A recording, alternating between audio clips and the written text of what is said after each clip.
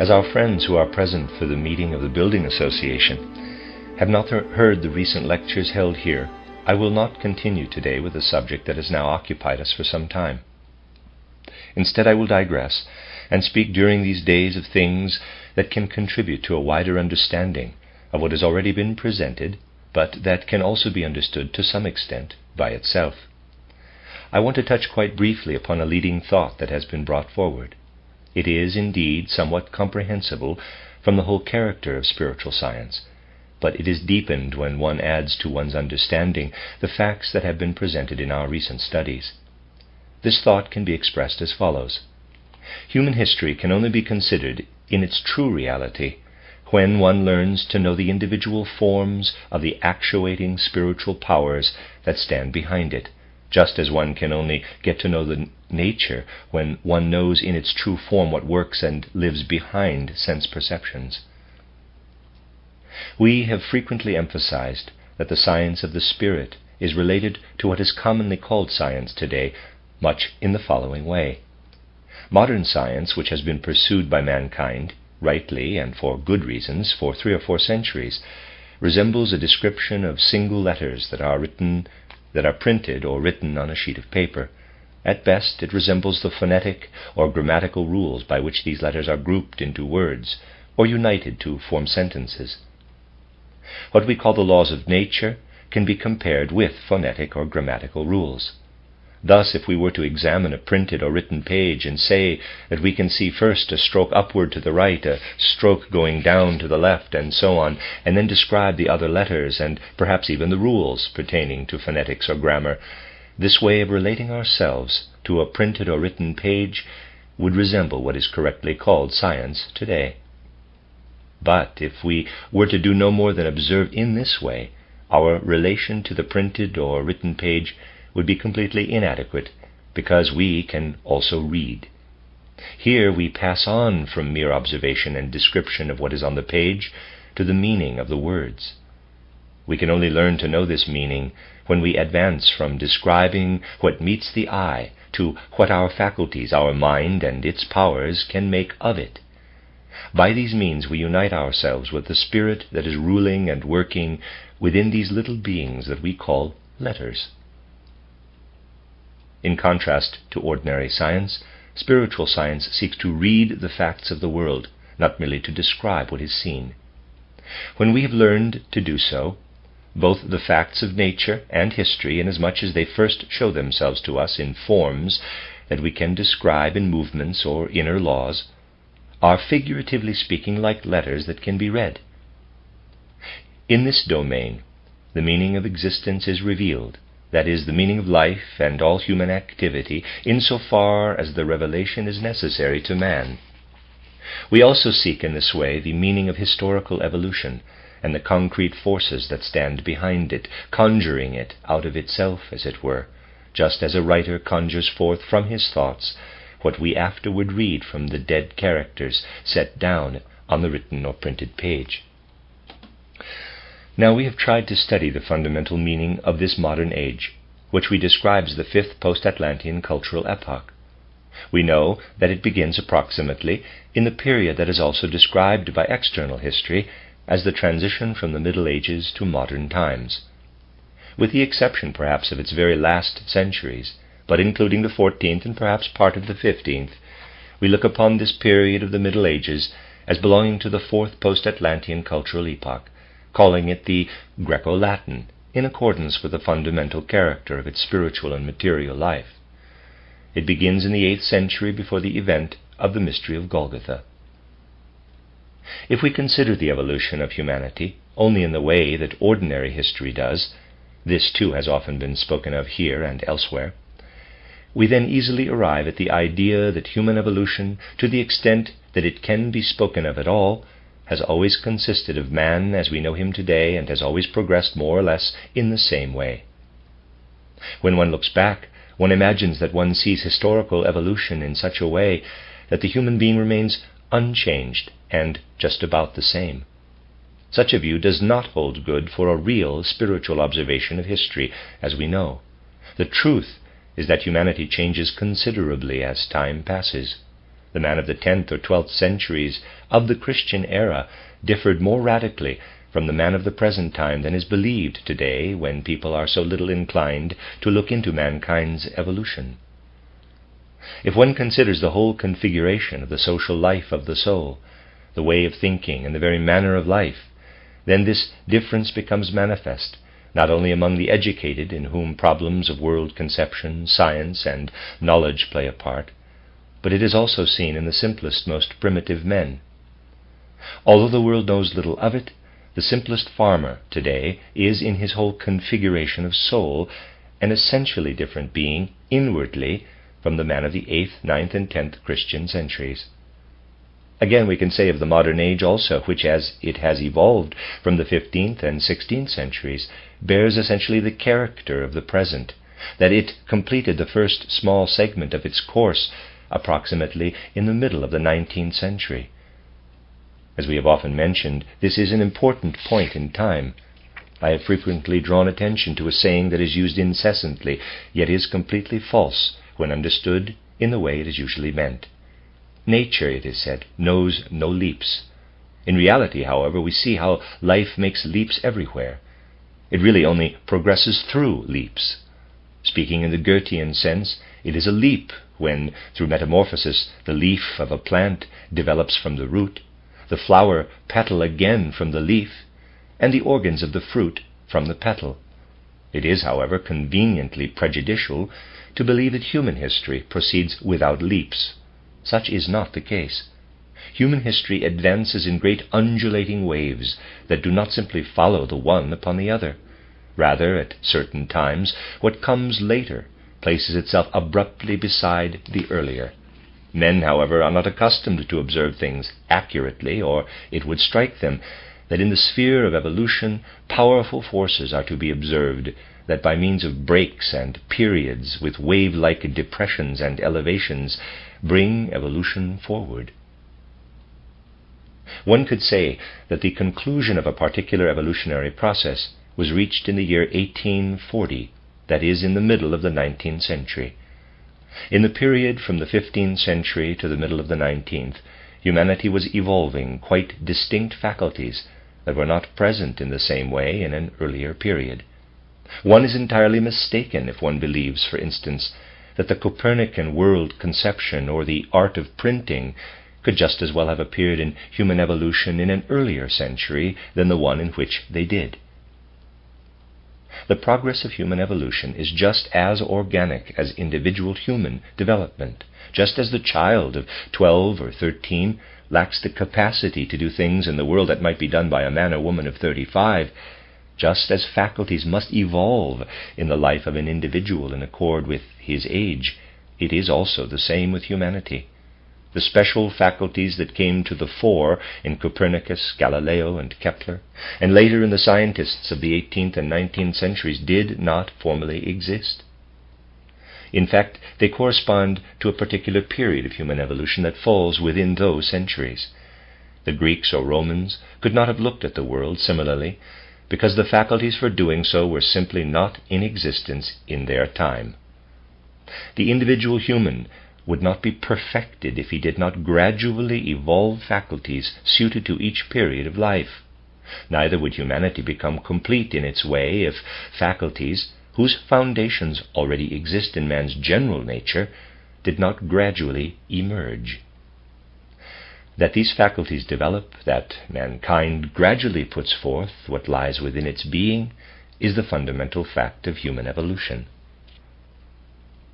Now, what is the nature of these special faculties that evolved in man from the 15th to the 19th centuries? They are mainly the forces making possible an intellectual grasp of the world through reason. Nowadays, people on the whole believe that the Ptolemaic world conception belonged to the Middle Ages. Then came the Copernican. We believe we have made wonderful progress.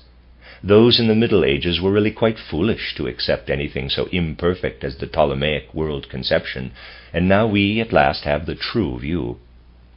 As a matter of fact, those people think but little in accord with reality, who are not willing to admit that when we are as far removed in time from Copernicus as Copernicus was from Ptolemy, men will again have a different concept of the heavens.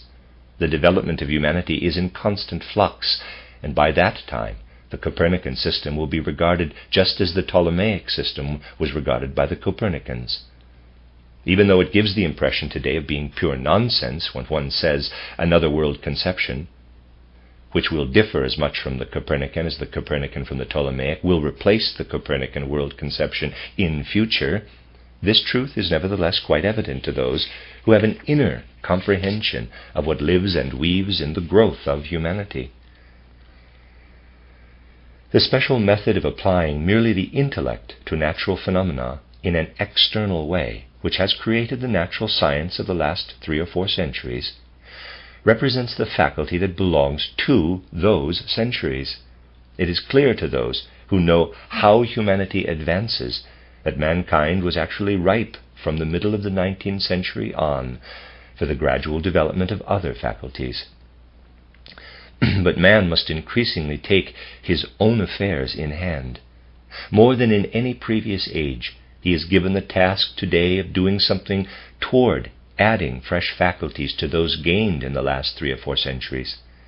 Why have these faculties arisen that can keenly, penetratingly, and logically master the outer surface of phenomena, so that they can then be expressed in natural laws? For what purpose have these faculties appeared that penetrate so little below the surface of things, yet observe so meticulously and scientifically all that lies on the surface? They have appeared because only by their means can man go through a certain stage of his development. In earlier ages, man had other faculties.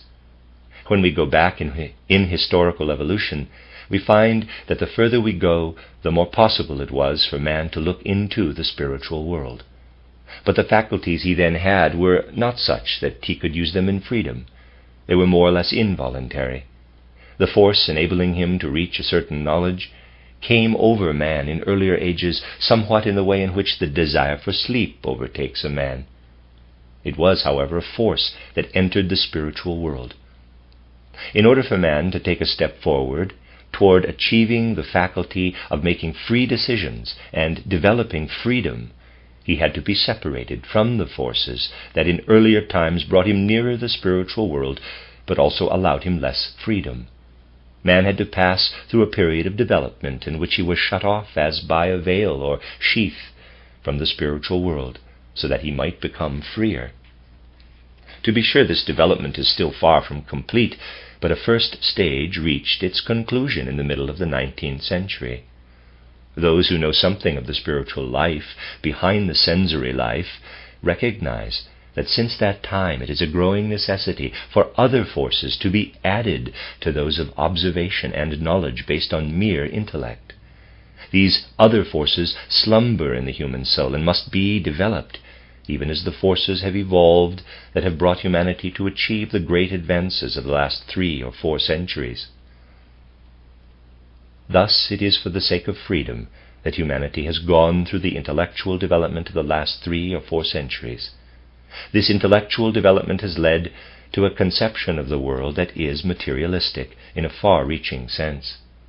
It is a materialistic conception that is still in full force wherever a conception of the world penetrates extensively or intensively into world affairs.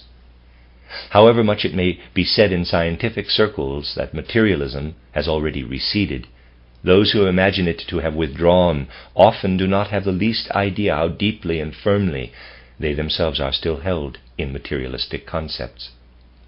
The materialistic outlook, which is in its way admirable, has emerged in the last 3 or 4 centuries. It is not to be criticized because man has need of it, but it can, however, never advance beyond a grasp of the dead and lifeless.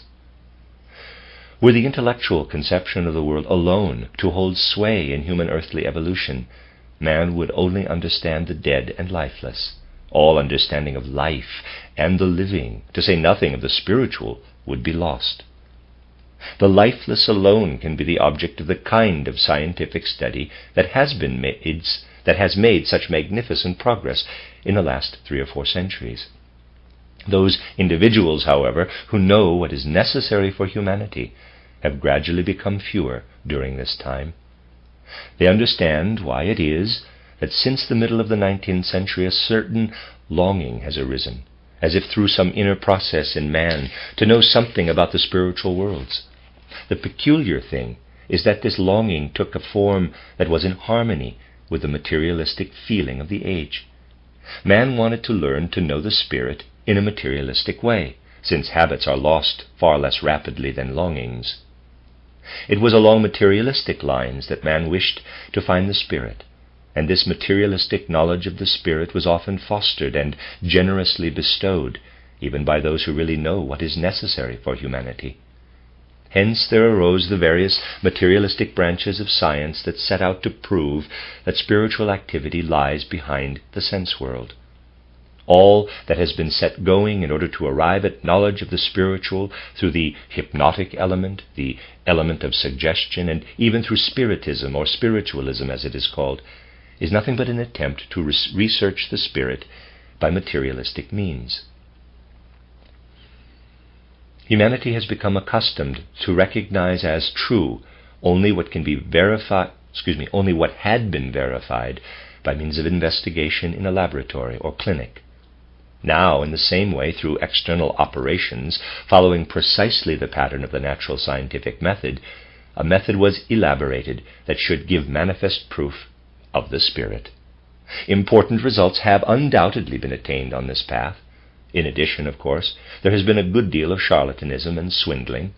Indeed, we know that certain learned men and scientists who must be taken seriously have devoted themselves to these matters because they have felt it necessary to show man, who must otherwise fall prey to materialism, that a spiritual world exists, surrounding us just as does what we see with our eyes and grasp with our hands.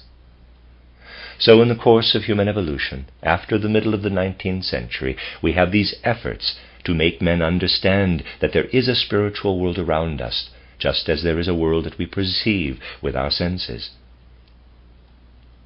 We have spoken many times of the value of knowledge that is obtained by dulling the forces of mind and soul that are right for our age, so that man is made into an instrument in a mediumistic way for letting all sorts of spiritual realities and facts enter the sense world. As I say, we have repeatedly spoken of the worth or lack of these methods. Today I want to make clear what meaning it had for historical evolution, for men to wish to kill off and cripple just what it is right for them to possess in this present time, that is, full conscious insight into the spiritual world, and turning from this to become an instrument through which what is really around us spiritually emerges in the physical world. It corresponds to a deep necessity in historical evolution, because conscious thinking, through what it had to become in the last 300 or 400 years, had been one-sided in its development. Thought had become attenuated and consequently also powerless, because it had to stop short at the surface of things in order to create human freedom. But for this reason, thought was quite unable to penetrate below the surface. It was the intention to drive out thought and to guide the human soul back to its primitive constitution, in this way meeting the difficulty of the thinking that had become powerless in the new age, and could no longer find strength to penetrate into the spiritual world. As a result, something arose that is far more widespread than the ordinary person imagines. That is the search for the spirit along materialistic paths.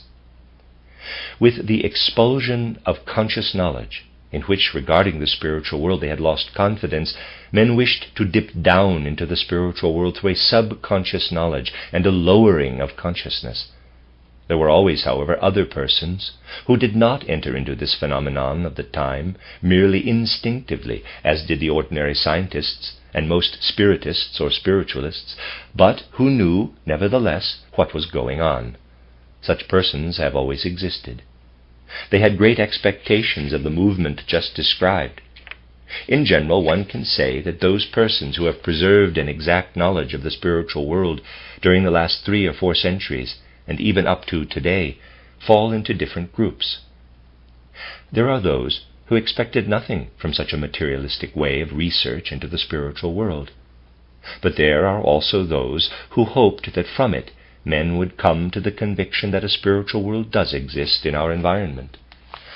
Nevertheless, none of this group was sufficiently knowledgeable to be able to say why this approach must be in vain. Those students of spiritual science who expected nothing from this materialistic approach had good reasons for this, which have been justified by the consequences that have arisen from this entrance, rather this hoped-for entrance into the spiritual world. Take all that has come about on this path. Go through all that has come to light from the most primitive beginnings of amateur mediums and mediumistic seances to the subtlest things that certain scholars have brought about in this sphere. Go through all this, and you will find that by far the greatest part of what has happened consists in the fact that experiences have been gathered, of which those through whom the experiences were gained said they had received them from the spirits of the dead. Far and away the greater number of the experiences were described as emanating from the spirits of men who had died. Little is to be found that has not been described as originating in this way. This was certainly a great surprise to those acquainted with spiritual knowledge, who had looked on this development with good will. That the mediums should say that what they brought to light was obtained from the spirits of the dead was something that must have caused the greatest surprise, because it was the last thing one would expect when one really considered the evolution of humanity. Something quite different would have been expected. What was to be expected was that by these means a knowledge would come about of the spiritual world that at the present time surrounds us while we are alive. That is what one might have expected to find by making experiments, for example, as to how one man affects another, how the men of the present are linked together by secret threads invisible to ordinary science, how, in one soul, things arise that originate from quite another soul.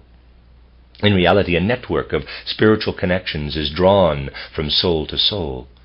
Inasmuch as we stand within the world, if, for instance, we are standing here, then we do not merely see the light, the surroundings, people as they are, externally and physically, but inasmuch as we are in the world, spiritual threads or currents pass every moment from soul to soul in the most varied manner.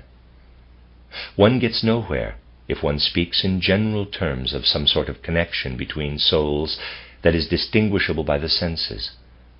The solution is to be found by thinking of individual threads or streams between all the different souls. We are actually surrounded by a spiritual world just as we are by a physical one. That this should emerge is what might have been expected, but little indeed has come out concerning this. Throughout the 60 or 70 years during which attempts have been made to enter the spiritual world by materialistic paths, least of all has been learned about the living connections linking men with one another. The mediumistic manifestations and revelations have always referred to the spirits of the departed, nor, in truth, could anything else happen by this method. Why? What, then, had actually been happening through this attempt to enter the spiritual world? As a matter of fact, nothing had been achieved other than the knowledge of what comes to light if one expels the best qualities of the new age from human consciousness and leads man back to earlier times, to subconscious conditions of soul. The remains of this subconscious condition that had carried over into the new age were now laid bare. It was this that was revealed. Just consider, then, that a quite definite consciousness had been prepared and developed in the last 3 centuries. This consciousness had veiled the spiritual world, and, by so doing, had taken away the power of direct connection with it. But nothing had been done toward developing new forces for new connections with the spiritual world. Nothing had come out but the old connections, which went in the direction of that to which they had been linked earlier. They did not unite with what was living in the contemporary environment, but with death, with the lifeless. This was so because the direction of man's evolution in the last 3 or 4 centuries and more has so determined the character of his soul that it is really particularly adapted for the knowledge of the dead and lifeless. Here in the material world, through the kind of knowledge that belongs to modern times, one learns about the lifeless. through the forces that one draws up from the deep underground of the soul. One does not know about the living but the dead. Thus all these experiments did not open up a path to the living men of the spiritual, but to what is dead, to what one finds as dead in the spiritual world. What is the nature of this dead element?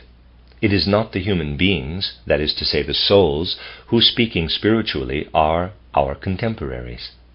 So if we take such an experiment as has been described, undertaken in 1870, let us say, it would not, through laying bare the subconscious soul forces, have given a connection with the living present.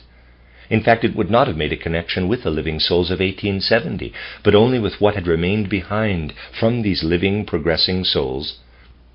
In other words, with the loosening remnants that were gradually disintegrating in earthly existence, but that were still active. To be sure, the mediums always interpreted things in such a way that they claimed relationship to the dead who were spiritually still living. That was, however, a misinterpretation. In reality, it was not a matter of the souls as they then were, but of what they had been in ages past, or, respectively, what they had become after these remnants had been long ago loosened from the souls. Recollect how I have explained what Goethe represents in the Lemurs scene, and you will know that much of what is released from the soul at death continues to exist. It was only with what is really dead and does not live on with the living soul that one could connect oneself with the spiritual world through that materials pathway. If through contemporary science one reached a knowledge of the material, the lifeless, the dead, so also through this spiritual longing that had to be satisfied along materialistic paths, one reached nothing but a knowledge of the dead, though to be sure it was a knowledge of the supersensible. Contemporary materialistic science found only the external dead.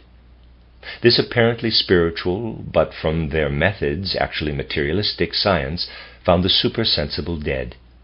From this one could learn something immensely significant, that in the middle of the 19th century an age had closed, that humanity needed new forces of development if it would enter the truly living, that for a period of time only those forces had been brought to their zenith that lead to the dead, lead in all fields to the lifeless, and to knowledge and worship of the lifeless. One only gives such things their rightful place if one does not merely let them work on the soul abstractly and intellectually, but when one receives them in their deep moral significance and lets them make a sort of moral impression on the soul.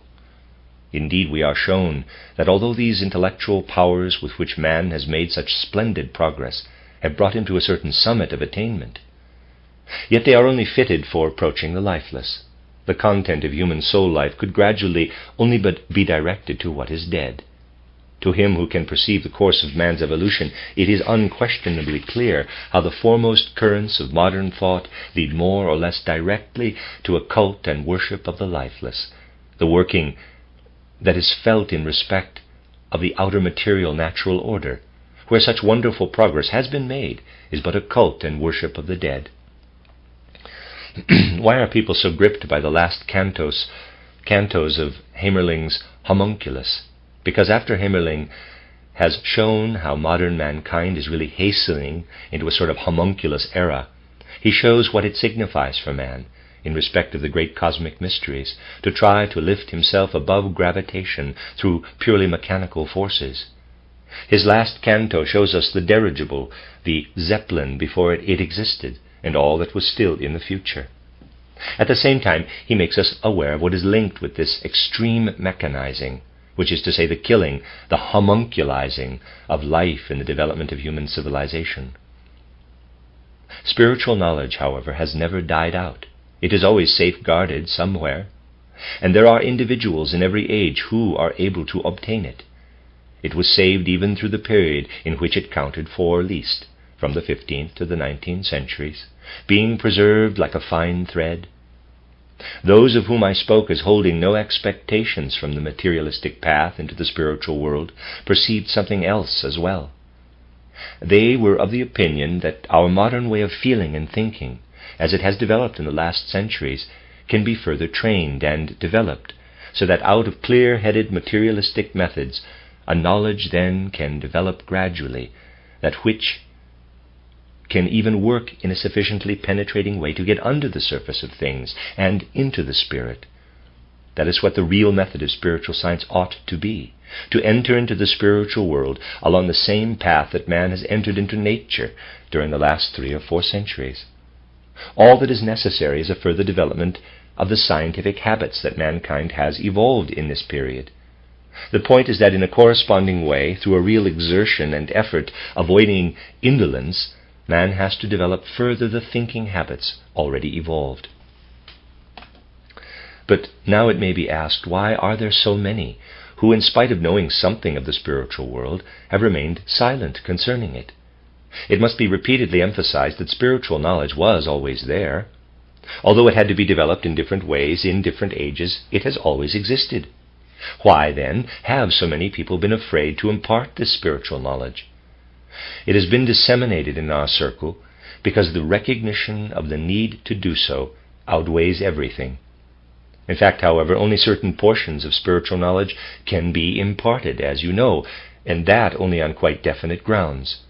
You see, spiritual knowledge was also in existence in another and more unconscious or subconscious form before the mystery of Golgotha. Then man was connected with the spiritual world in a more instinctive way than is possible for him without injury today. Moreover, a great portion of mankind was omitted because the way to the spiritual world was only open to those who received fitting preparation. These individuals were prepared in a way that would not occur to those who speak of a preparation for science consisting of intellectual knowledge. Today men are of the opinion that the moral qualities of one who is to receive instruction are of secondary importance, and that knowledge does not depend on moral qualities. In ancient times this was absolutely different. Then, when knowledge was communicated through the mysteries, it was imparted only to those who had undergone a special and strict moral discipline. Nothing beyond, at most, mathematical knowledge, with which one can do but little harm, or literary knowledge, could be reached without undergoing strict moral discipline. Things were only imparted to those deemed to be fit for them after they had undergone a certain severe moral test. First came the training toward virtue, and then the communication of wisdom. The training in virtue, and in particular the training of moral courage, was an absolute necessity, and it was held to be of paramount importance. Owing to lack of time, I cannot enlarge upon this today, but there was a conviction that knowledge can only benefit the world when what can be done by a man who knows is done only by one who is good. However improbable it seems to people who look on earlier ages as barbaric, and think that nowadays we have made such wonderful progress, so wonderful, in fact, that thousands are bathed in blood every week. In those earlier ages there was a conviction that no one should be allowed to make use of knowledge in what they did until he had undergone the strictest moral discipline. Those who had not were to live merely instinctively, led by those who had undergone the moral training and discipline. The modern age is not adapted for directly applying such a principle. Just imagine how such a principle might be realized today when everyone says what he knows as soon as possible, or even has it published, and no one can prevent it. It would be illusory to think that anything, social institution or whatever, could stop it. Today is the day of publicity. What then must replace this older principle of only allowing men who had undergone moral discipline to attain knowledge? It must be replaced with the assurance that the imparted knowledge itself must contain a certain force that brings forth good through itself, actually and really to bring forth of itself what is good. The entire spiritual scientific movement must aim at achieving this. All knowledge entering the world through the science of the Spirit must be so ordered that it engenders the good through itself and its own force. You will say that the efforts that have been made in modern times, with the treasures of knowledge inherent in the science of the Spirit, have not yet completely realized this goal. No, because everything has to work its way through its various hindrances. The hidden feeling of the good in spiritual science has, however, been the reason that it has been fought not only with logic, but also hatred. You will ask, but do not all reasonable people really desire the good? As it is generally understood nowadays, one could say, yes, all reasoning people desire the good, but what really counts is not that someone thinks he would like the good or that he desires it, but that he wills it, that he absolutely will have it. That is the point. If one considers the achievements of modern civilization from the point of view of their moral defects, those moral defects that work in the lifeless, one will find that the world needs a wisdom that, along with being wisdom, also causes good. Materialistic science, however, is indifferent to good and evil. It uses what it creates from matter just as well for good as for evil, serving one just as willingly as the other. Here again we have a point where, if we look at the world as a whole and its course of development, we can perhaps see the necessity for the science of the spirit. It is not enough to shut ourselves away in a little circle and form a world conception. The smallest circles are surrounded on every side by the great network of human evolution. Let us look at the manifest results of European civilization in the last 3 years. If we do not follow an ostrich policy, but with truly throbbing hearts enter lovingly into our surroundings, we shall see these results and grasp what they are bringing us. Because the one or the other of us is protected from what rages against Europe today is no reason for turning away from the terrible state into which modern civilization has been hurled. It is there as present fact. It may be useful at this point to comment on a new publication. A book good of its kind has lately been written that endeavors to judge from the standpoint of human feeling and moral perception the problems that have agitated the world during the last 2 years. It is a good book, recently published, that tries to show with a certain all-embracing survey, how man can escape from the evil network of blood and hate in which modern civilization finds itself. It was written by a Chinese author whom I mentioned to some of our friends 4 or 5 years ago as an important personality when his first book on European conditions was published. This new book by Ku Hongming, a highly cultured Chinese, is good and contains much that is objective. It reveals a man who avoids the mistakes that many make, a man who stands aloof from these errors. Many people have opinions today. Many give vent to one or another opinion about the conditions of our age. The greater part of what is presented, however, is not said in order to give expression to what people really think, but to deafen themselves to what actually exists. We see streams of hatred flow over the world. Why are they set going? Why is this or that said? Do you imagine that those who say the Pope should excommunicate a whole nation and energetically demand it think that they have really reached this conclusion from objective events? Do you believe that these people possess the calm of objective knowledge? They say it to deafen themselves, so as not to admit to themselves what should be admitted. A great part of what is said today is intended to close one's ears. Some people will not admit to themselves what they really ought to admit. They say one thing or another merely to avoid saying what they ought to say. This Chinese, Ku Hongming, does not proceed in this way. He says, quote, "When one sees what has happened in Europe, what has happened there and the forces that are at work, one can do nothing but admit that things had to come about as they have.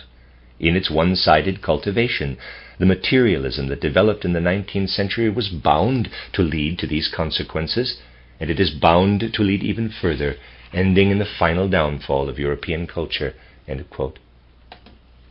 Ku Hongming is quite convinced that European culture must go under if Europeans refuse to become like the Chinese, and if Chinese conditions do not spread over Europe. The only salvation for European culture, so he says, is for Europeans to become Chinese, that is, become Chinese in their souls. Much of what he says is deeply impressive. One should not take it lightly that a wise man of today can find no way out for European culture other than finally merging it all, everything in it that has led it ad absurdum, in good Chinese principles. I will not elaborate Ku Hongming's ideas on the methods for making Europe Chinese. Of course, we should see at once that we cannot become Chinese or return to the position of Chinese culture. But if there were no other way out than the one Ku Hongming sees, then that would be better than to continue on the path that European culture has taken. It would definitely be better. It would be better to become Chinese than to proceed further on the course that materialistic civilization has pursued thus far, because disintegration would be inevitable. Do not believe, however, that it can be prevented by any of the old means and methods. As a matter of fact, spiritual science has always been somewhat in agreement with the opinion of Ku Hongming, not regarding Chinese civilization, but rather the first part of his statement.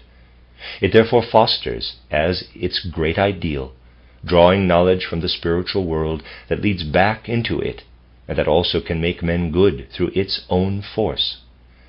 That is, a knowledge working morally through its own force and engendering moral impulses.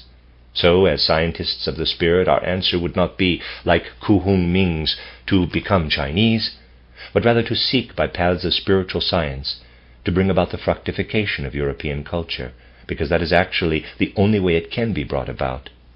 This striving toward new sources of human knowledge and activity is absolutely necessary for European humanity. The bitterest tears could be shed over much that meets one today when a book such as that of Ku Hongming's is read. For these times of ours are more grave than many believe. There are many things in human life that separate man from man, and it is from this separation of souls that all the frightful conditions we are experiencing come. This separation will only be overcome through a knowledge that conceives of the human being beyond all divisiveness, through a knowledge that is for every single human being. All those divisions upon which men build their feelings today are actually only valid here in the physical world. When one sees the sympathy and antipathy poured out today, and when one sees that they come only from the unspiritual, then in all this outpouring of sympathy and antipathy, one also recognizes the denial of the spirit.